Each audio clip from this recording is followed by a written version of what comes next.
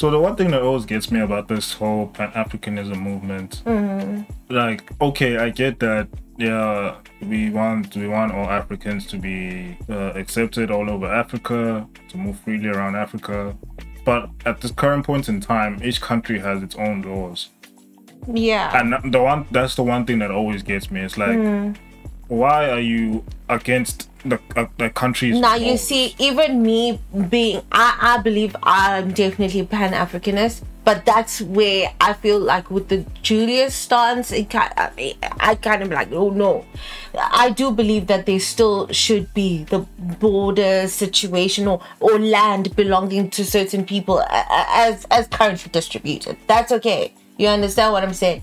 But maybe in time we can make movement a lot easier and things like that. But like this whole thing can be solved with a universal visa. Like, yes, it's a simple, like, you don't have to like completely destroy what's already there. Yes, just create a new visa for every that makes African, it easier for me, for every movement. African to be able to move around, between different countries. Yes, something as simple as that. But you want to completely change the system just to decolonize. Yeah. Even though it doesn't make any sense. But okay, what I was trying to say is that it's like a country has its own laws, and this Pan-African movement is like, okay, fuck the laws, because there are people here illegally. Somebody is doing a crime. Yeah. They're here illegally. That's a crime. Yeah. Right?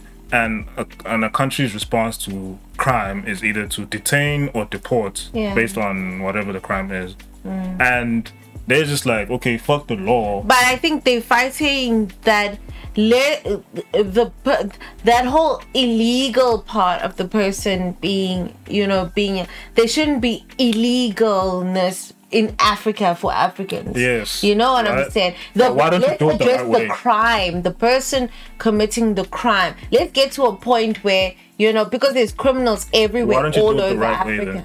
Why don't you do it the right way? Which is? Gain power and then change that law. But that's what they're trying to do. Yes, but the law is still there right now. So you can't call somebody who's xenophobic for following the law. The law is there. So we must just ignore the law now. No, I'm saying even because she says as well that when Julius went around checking for foreigners at the mall, it's xenophobic. Yes. How is that xenophobic when somebody is following the law? So a police officer is supposed to ignore the law. Well, they are saying like maybe they are saying that it's a horrible law. I mean, like there are laws, yes, like in Rome, do as the Romans do. Then the law is the law. You follow the law, right? But it does not take away if we don't agree with the law. Okay. You see. But so much if you don't agree with the law, just ignore it. But sometimes if you stand by something, then you have to stand by it like all the way. You know what I'm saying? Yeah. Like, so he stands for it, so he needs to stand for it. Now you're giving people liberties to ignore the law based on what they believe. And you can't choose when they decide to break, with power, you can't. So somebody can come and say, my belief is I can sleep with children under the age of 10 years old. Yeah. That's my religion. Something like that. And that's but it's against the law. So that person has the right to ignore the law. But hey, then they can say, we've got rights as well, like... So you see, like, so my main gripe with this Pan-African movement right now is like, okay, I understand the vision and what you're trying to achieve, but at this current point in time, there are laws that need to be respected. Like, it doesn't make sense that, okay, based on your beliefs, now you have to ignore the law that's currently there and just let people come into the country willy-nilly. But to be fair, he's not necessarily doing that. He's not necessarily letting people in. He's just speaking like that. Should I get into power, this is what I'm gonna do. It's not fair to say, because he's not the one that's calling on. No, I'm not saying him specifically, but he does call on foreigners to come here.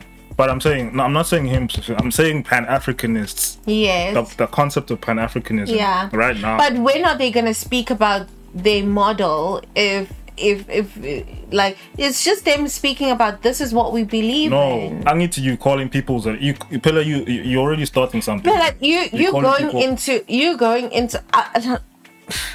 you going into a place and discriminating, right, against someone because of a certain attribute of theirs, whether it's being a foreigner. It's not discrimination. If you were here legally, nobody would.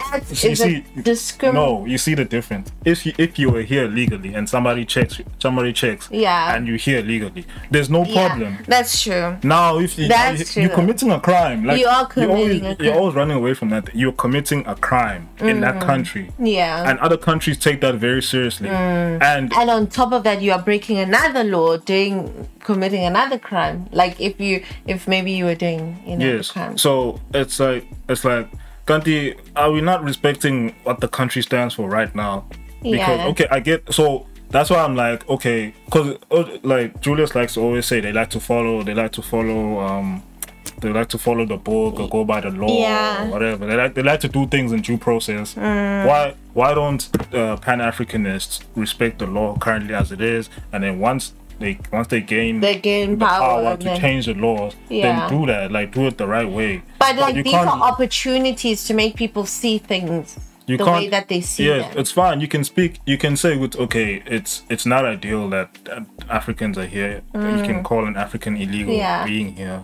Yeah. But okay, the person is here illegally. So what must can happen? We must just ignore the law. Yeah.